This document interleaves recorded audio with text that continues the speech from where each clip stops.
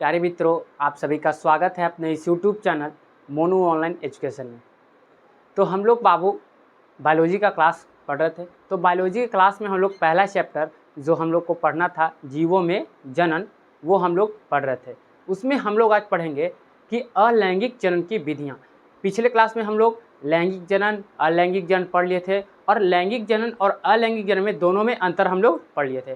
तो आज हम लोग अलैंगिक जनन की विधियाँ देखेंगे। अलैंगिक जनन की कितना विधि होती है उसके बारे में हम लोग चर्चा करेंगे। तो चलिए लिखिए अलैंगिक जनन की विधियाँ। आइए टॉपिक का नाम लिखिए अलैंगिक जनन की विधियाँ। अलैंगिक जनन की विधियाँ, अलैंगिक जनन की विधियाँ। तो बाबू सबसे पहले बता दे कि अलैंगिक जनन की जो है कई विधियाँ होती है। अलैंगिक जनन की कई विधियाँ होती है, जैसे पहला जो है विखंडन होता है। पहला विखंडन है जिसको हम इंग्लिश में कहते हैं फिजन। दूसरा जो है बाबू मुकुलन है, मुकुलन है जिसको हम कहते हैं वडिंग। और तीसरा है बीजाणु जनन, बीजाणु जनन जिसको कहते हैं स्पोरुलेशन, जिसको क्या कहते हैं स्पोरुलेशन।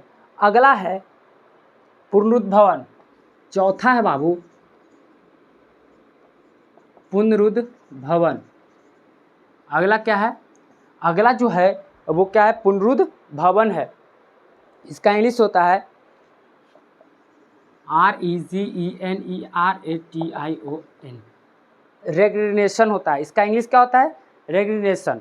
अब अगला है खंडी भवन। पांचवा जो है खंडी भवन,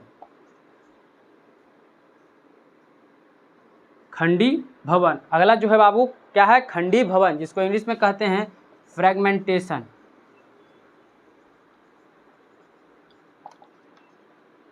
FRAGMENTA,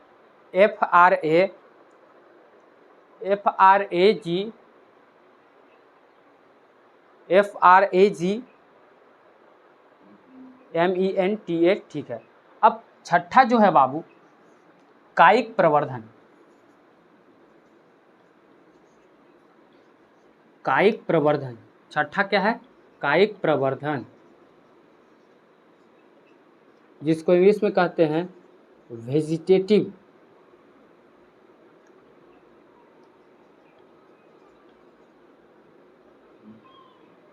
रिप्रोडक्शन, ON लिख लीजिएगा। देखिए वेजिटेटिव रिप्रोडक्शन कहते हैं कायिक प्रवर्धन। तो अलैंगिक जनन की जो है कई विधियां होती है। तो सबसे पहले विधि है विखंडन। विखंडन जो है बाबू इसको इंग्लिश में फिजन कहते हैं। दूसरा विधि है मुकुलन, तीसरा है बीजाणु जनन, और चौथा है पुनरुद्भवन, और पांचवा है खंडी भवन, और छठा कायिक प्रवर्धन। ये सब क्या है इसके बारे में हम लोग विस्तृत तरह से जानकारी प्राप्त करेंगे कि विखंडन किसको कहते हैं। विखंडन का प्रकार होता है द्विखंडन और बहुखंडन, जिसको हम बाइनरी फिजन और मल्टीपल फिजन कहते हैं। तो ये सब के बारे में हम लोग बारी बारी से एक एक करके पढ़ेंगे। सबसे पहला है विखंडन। विखंडन क्या है आप लोग लिख के डैश दीजिए कि विखंडन क्या है। चलिए अब हम लोग विखंडन के बारे में चर्चा करेंगे कि विखंडन क्या है बाबू। पहला है विखंडन। तो आइए लिखिए विखंडन क्या है।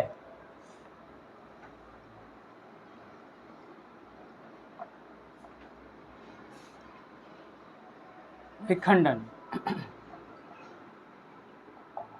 फिजन। देखिए विखंडन क्या है, सबसे पहले हम लोग जानेंगे कि विखंडन क्या होता है। तो अभी आपको पढ़ाएं कि विखंडन जो है अलैंगिक जनन का क्या है? विधि है, प्रकार है। अलैंगिक जनन की क्या है? विधि है। तो हम ये तो लिख सकते हैं ना बाबू कि विखंडन यह एक प्रकार का अलैंगिक जनन की विधि होता है। यह एक प्रकार का अलैंगिक जनन होता है। क्या विखंडन जो है एक प्रकार का अलैंगिक जनन है। और विखंडन किस में होता है? अमीबा में होता है। कुछ जीवाणु ये सब में क्या होता है? विखंडन होता है। तो अमीबा को बाबू हम अपनी आंखों से देख नहीं सकते हैं। अमीबा को देखने के लिए हम सूक्ष्मदर्शी का प्रयोग करेंगे, माइक्रोस्कोप का प्रयोग करेंगे। सूक्ष्मदर्शी जो जीव है अमीबा, उसको देखने के लिए हम माइक्रोस्कोप का उपयोग करेंगे। अब माइक्रोस्कोप से ही अमीबा को देख सकते हैं, अपने आंखों से नहीं देख सकते हैं। तो अमीबा एक सूक्ष्मदर्शी जीव है बाबू, जिसको हम अपने खुली आंखों से नहीं देख सकते हैं, माइक्रोस्कोप की सहायता से देख सकते हैं। तो इसको तो हम ये लिख सकते हैं कि अमीबा एक प्रकार का अलैंगिक, मतलब विखंडन एक प्रकार का अलैंगिक जनन होता है। तो लिखेंगे यह एक प्रकार का अलैंगिक जनन होता है, अलैंगिक जनन होता है। इसको जो मुख्य रूप से सूक्ष्म जीवों में देखा जाता है, जैसे अमीबा हो गया, सूक्ष्म जीव है, अपनी आंखों से नहीं देख सकते हैं, तो इसीलिए लिखेंगे जो अमीबा एक प्रकार का अलैंगिक जनन होता है, जो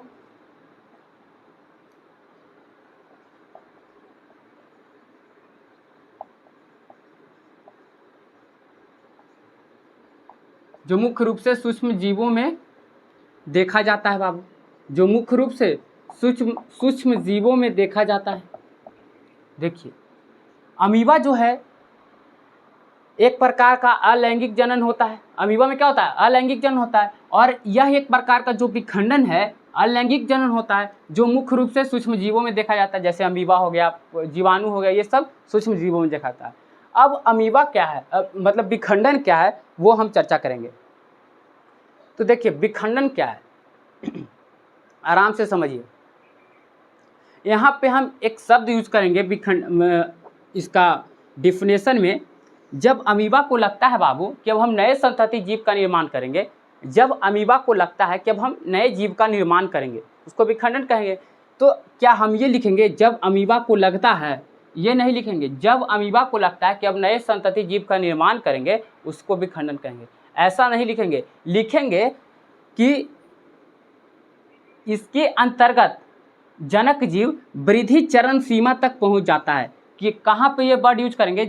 जब अमीबा को लगता है, इसके स्थान पर हम लिखेंगे जब इसके अंतर्गत वृद्धि चरण सीमा तक पहुंच जाता है और नए संतति जीव का निर्माण करता है, उसको विखंडन कहते हैं। ये नहीं लिखना है कि जब अमीबा को लगता है कि अब हम नए संतति जीव का निर्माण करेंगे, अब हम नया जीव को जन्म देंगे, तो उसको विखंडन कहते हैं। लेकिन यहाँ पे ऐसे नहीं लिखना है कि जब अमीबा को लगता है, इसके स्थान पर लिखेंगे। आइए देखते हैं, इसके स्थान पर लिखेंगे, लिखिए साथ साथ, पैराग्राफ चेंज कर दीजिएगा, उसके बाद लिखिए इसके अंतर्गत जनक जीव वृद्धि चरम सीमा तक पहुंच जाता और नए संतति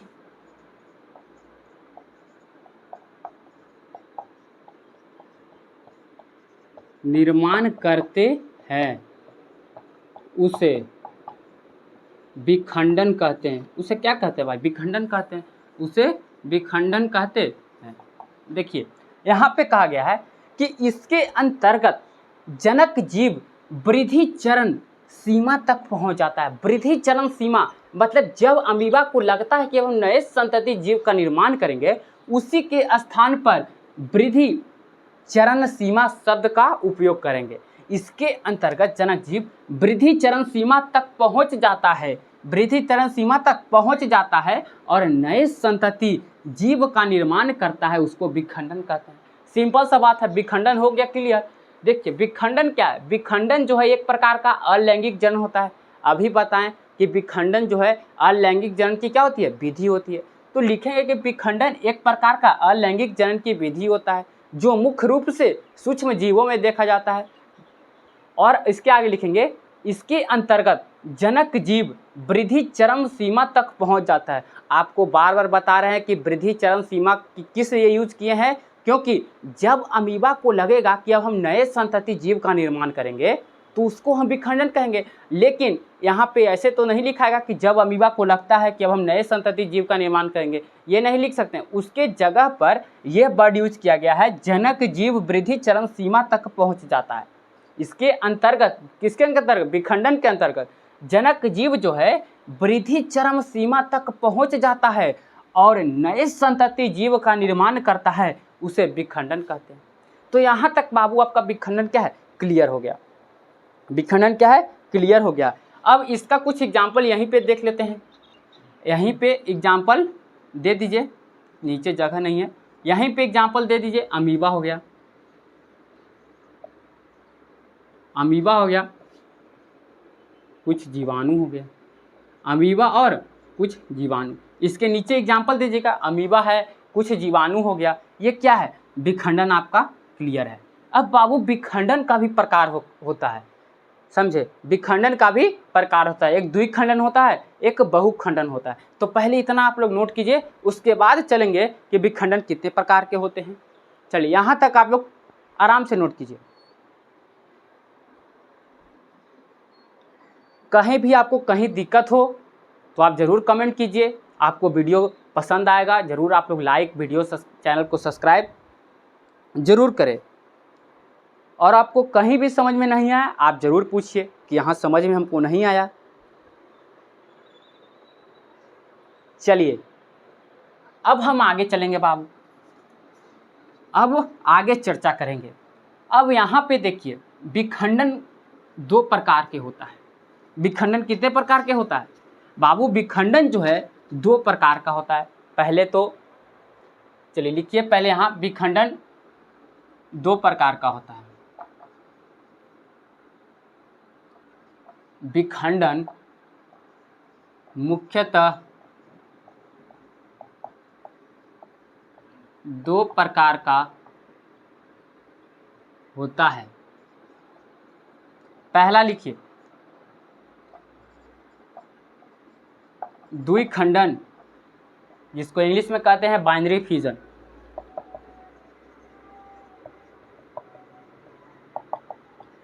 और दूसरा जो है बाबू बहुखंडन होता है। दूसरा क्या है? बहुखंडन, जिसको इंग्लिश में कहते हैं मल्टीपल फ्यूजन।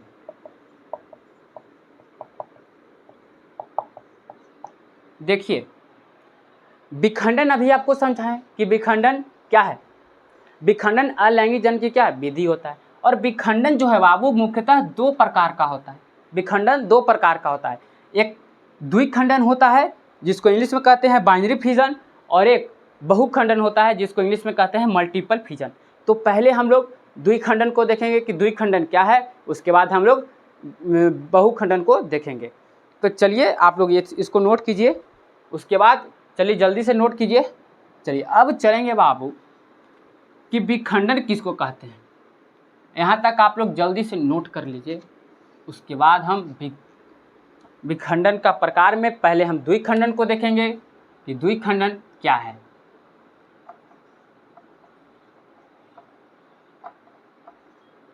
द्विखंडन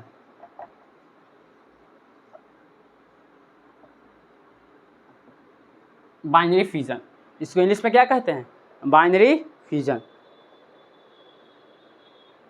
चलिए हम लोग देखें बाबू कि विखंडन क्या है। वृद्धि चरण सीमा तक पहुंच जाएगा तो नए संतति जीव का निर्माण करेगा, उसको हम विखंडन कहते हैं। अभी पढ़ें। अब द्विखंडन क्या है? Binary fusion. तो देखिए इसके अंतर्गत बाबू, किसके अंतर्गत? द्विखंडन। इसके अंतर्गत जो है जनक जीव जो है वृद्धि चरण सीमा तक पहुंच जाएगा और दो नए संतति जीव का निर्माण करेगा। अगर दो नया संतति जीव का निर्माण करेगा तो इसी को हम क्या कहेंगे बाबू? हम द्विखंडन कहेंगे। इसके अंतर्गत जनक जीव जो है वृद्धि चरण सीमा तक पहुंच जाएगा और दो नए संतति जीव का निर्माण करेगा, उसको हम द्विखंडन कहेंगे। जब दो को निर्माण करेगा तो द्विखंडन कहेंगे। जब एक से ज़्यादा, दो से ज़्यादा निर्माण करेगा तो उसको हम बहुखंडन कहेंगे। समझे? तो यही है द्विखंडन और बहुखंडन। तो पहले द्विखंडन समझते हैं, अब इसी को सजा कर लिख देना है कि इसके अंतर्गत जनक जीव वृद्धि चरण सीमा तक पहुंच जाता है। वृद्धि चरण सीमा तक पहुंच जाता है, जब अमीबा को लगता है वृद्धि चरण सीमा तक पहुंच जाता है और दो नए संतति जीव का निर्माण करता है, उसको हम द्विखंडन कहते हैं। तो पहले इसका फिगर देख लीजिए, पहले इसका फिगर देख लीजिए, उसके बाद में हम आपको दिखाते हैं। देखिए ये आपका अमीबा हो गया, ये आपका क्या होगा, अमीबा हो गया, जनक जीव है।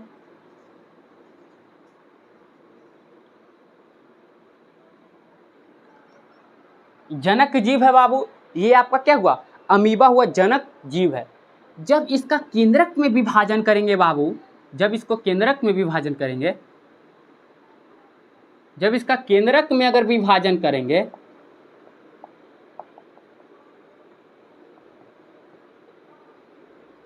देखिए ये अमीबा जब इसका केंद्रक में विभाजन किए तब ये क्या बनाया, तब ये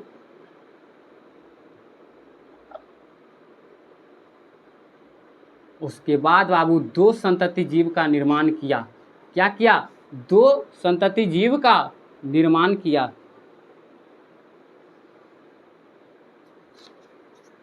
बढ़िया से नहीं बन रहा, जगह यहाँ पे बहुत कम है, इसलिए आप लोग देखिएगा, मैनेज कीजिएगा। ये अमीबा है बाबू, क्या है, अमीबा है। ये क्या हुआ, अमीबा हुआ। देखिए जनक जीव है, अमीबा है, ये क्या है, अमीबा है। देखिए बाबू ये क्या है, जनक जीव, अमीबा है। ये जनक जीव है, अमीबा है। जब इसमें केंद्रक में विभाजन किए तो अमीबा बट गया, जब बटा तो दो भाग में बट गया, द्विखंडन। इसी को कहते हैं, जब दो नए संतति जीव का निर्माण करेगा बाबू अमीबा, तो द्विखंडन कहते हैं। तो इसी को लिख देंगे कि इसके अंतर्गत, इसी को सजा करके फोटो को देख कर लिख देना है, इसके अंतर्गत जनक जीव वृद्धि चरम सीमा तक पहुंच जाता है और दो नए संतति जीव का निर्माण करता है, उसको द्विखंडन कहते हैं। तो आइए लिख देते हैं इसको, इसके अंतर्गत जनक जीव वृद्धि चरम सीमा तक पहुंच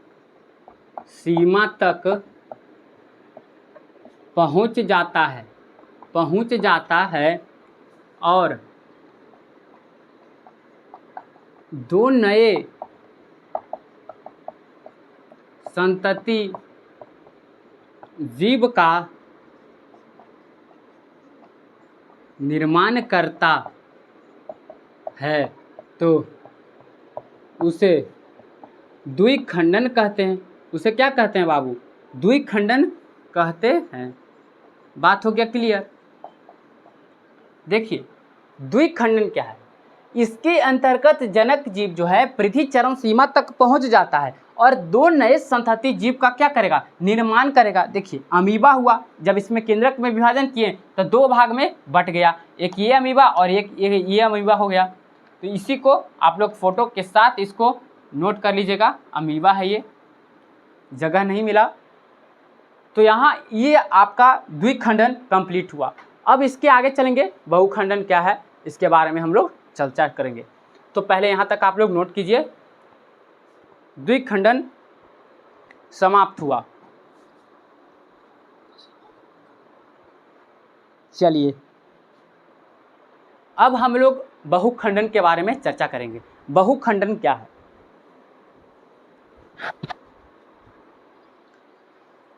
चलिए बाबू हो गया यहाँ तक कंप्लीट आपको। चलिए अब हम लोग बहुखंडन के बारे में चर्चा करेंगे। अब क्लास एक भी दिन बंद नहीं रहेगा, क्लास रेगुलर होगा बाबू। अब कुछ प्रॉब्लम आ गए थे, उनके इशू के कारण जो है क्लास नहीं हो पाया। अब रेगुलर क्लास हुए और एक नए स्टाफ हमारे साथ जुड़ गए हैं, वो भी अब पूरे मन से लगे हुए हैं। चलिए अब हम लोग बाबू चलेंगे बहुखंडन। दूसरा है ये क्या, विखंडन का हम लोग प्रकार चल रहे हैं। विखंडन दो प्रकार के हुआ, पहला द्विखंडन और दूसरा बहुखंडन। तो अब बहुखंडन हम लोग पढ़ेंगे। बहुखंडन, इसको इंग्लिश में कहते हैं मल्टीपल फिजन। चलिए देखिए भाई, बहुखंडन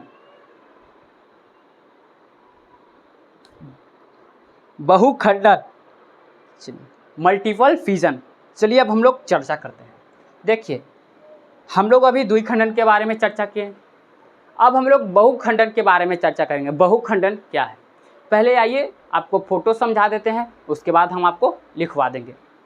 देखिए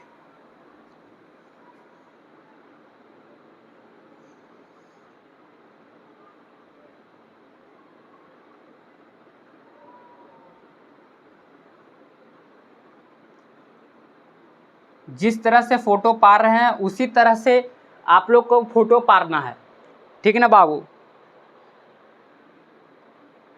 इसका केंद्रक में विभाजन करेंगे,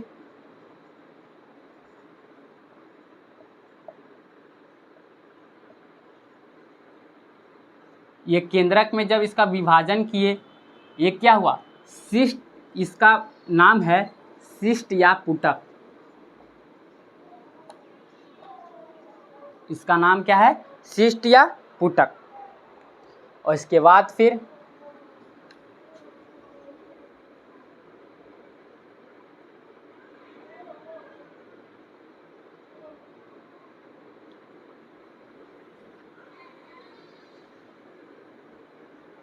नए संतति जीव का निर्माण।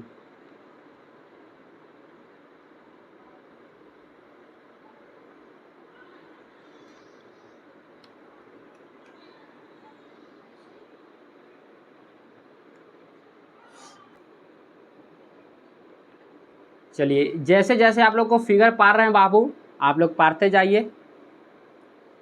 और सब बताइए, आप लोग सब मस्त हैं, पढ़ाई वगैरह मन लगा रहे हैं बाबू, पढ़ाई वगैरह में सब कोई मन लगा रहे हैं? कमेंट में ज़रूर बताइएगा पढ़ने में मन लग रहा है कि नहीं, ठीक है।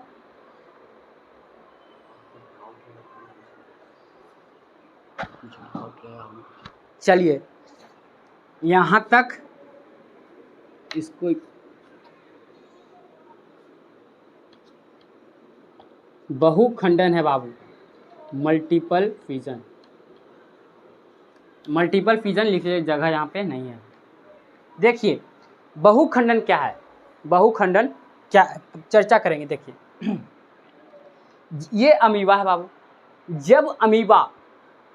जब अमीबा प्रतिकूल की स्थिति में होता है, पहले समझिएगा बहुखंडन क्या है, पहले आराम से फिगर से आपको समझा रहे हैं, उसके बाद हम आपको डिफिनेशन भी लिखा देंगे। पहले आप लोग समझिए, उसके बाद फिर लिखवा देंगे।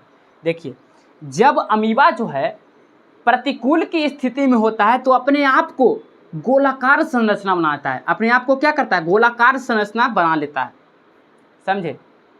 जब अमीबा प्रतिकूल की स्थिति में होता है तो अपने आप को गोलाकार संरचना बना लेता है।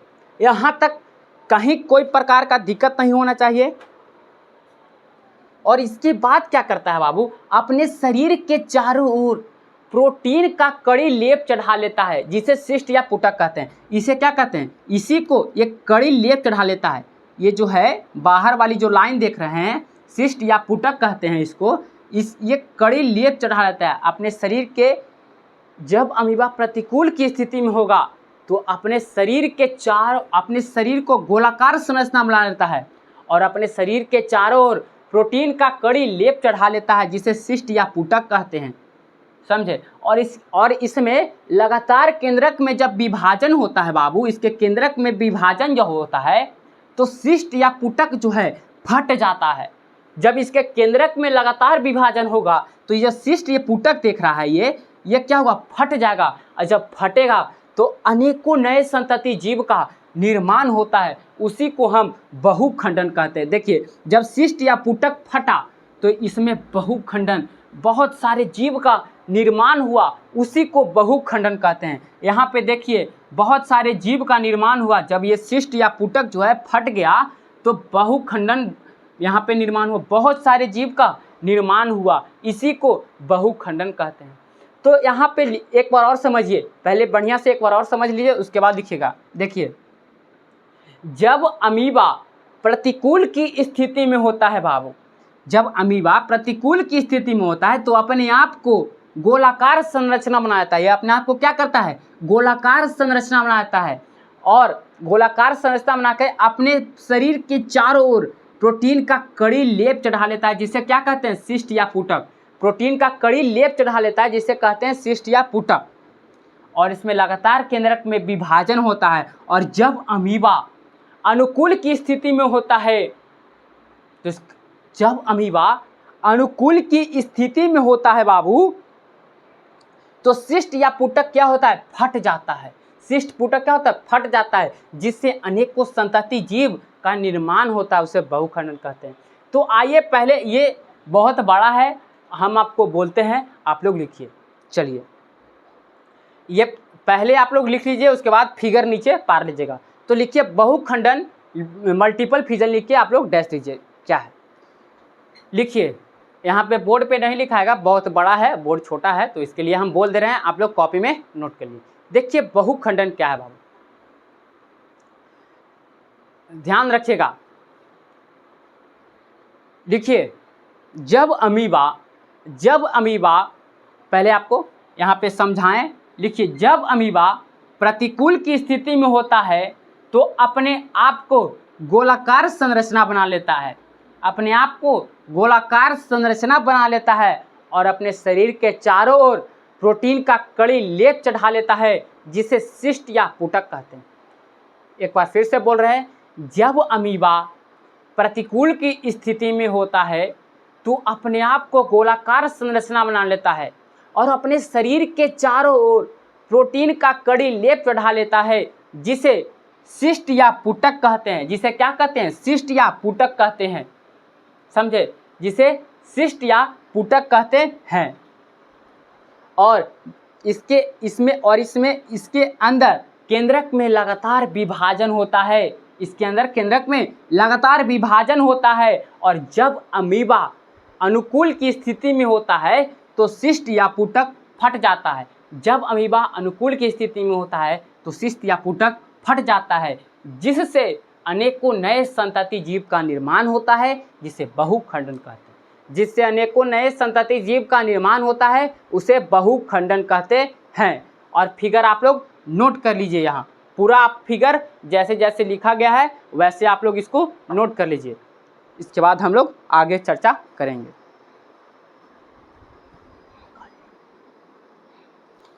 आज इतने हो तो चलिए, ये फिगर आप लोग नोट कर लीजिए, बहुखंडन का ये फिगर है। और आज का क्लास इतना ही रहने देते हैं, नेक्स्ट क्लास में हम लोग मिलेंगे। अगले क्लास में हम लोग देखेंगे कि जीवाणु में कैसे हो रहा है, उसके बारे में हम लोग चर्चा करेंगे। तो वीडियो को लाइक, चैनल को सब्सक्राइब कर दीजिए। और बाबू, आप लोग को कहीं भी समझ में नहीं आए, आप लोग ज़रूर कमेंट कीजिए। आप लोग कहाँ नहीं समझ में आया, हम उसको बताने का प्रयास करेंगे, और अगले वीडियो में हम उसको आप लोग को अच्छी तरह से, जहाँ भी आपका डाउट रहेगा, एक सेशन में रख के आपको बता देंगे। तो यहाँ तक क्लास आपको रहने देते हैं। और कमेंट ज़रूर कीजिएगा, कैसा आपको वीडियो लगा, समझ में आया, आप लोग ज़रूर कमेंट कीजिए। ठीक है, नेक्स्ट क्लास में मिलते हैं।